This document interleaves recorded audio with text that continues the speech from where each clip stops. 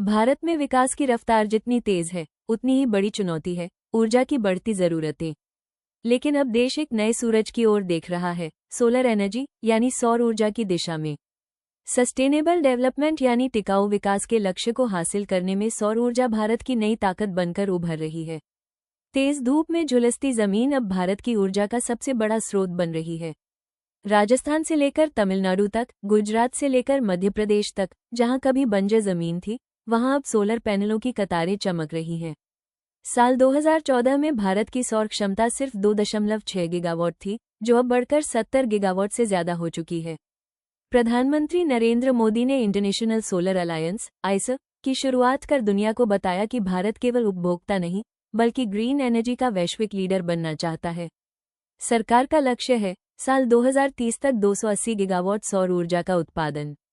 यह न सिर्फ पर्यावरण संरक्षण की दिशा में बड़ा कदम है, बल्कि लाखों युवाओं के लिए नए रोजगार के अवसर भी पैदा कर रहा है। सौर ऊर्जा भारत के लिए दोहरा लाभ है, एक तरफ प्रदूषण कम होगा, दूसरी तरफ आत्मनिर्भरता बढ़ेगी।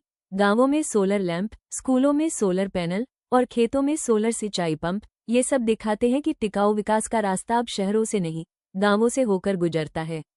लेकिन चुनौतियां भी हैं, सोलर पैनल के निपटान, जमीन के इस्तेमाल और स्टोरेज टेक्नोलॉजी जैसे मुद्दे अब भी सामने हैं।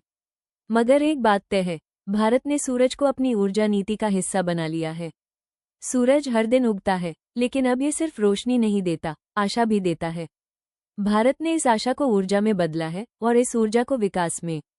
सौर ऊर्जा सिर्फ बिजली का जरिया नहीं, बल्कि एक सोच है जो बताती है कि विकास का रास्ता धुएं और प्रदूषण से नहीं, प्रकृति के साथ साझेदारी से गुजरता है।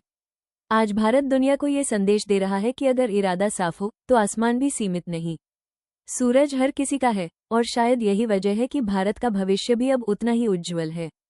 ये सिर्फ ऊर्जा की नहीं, चेतना की क्रांति है, और इस क्रांति का नाम है सौर भारत।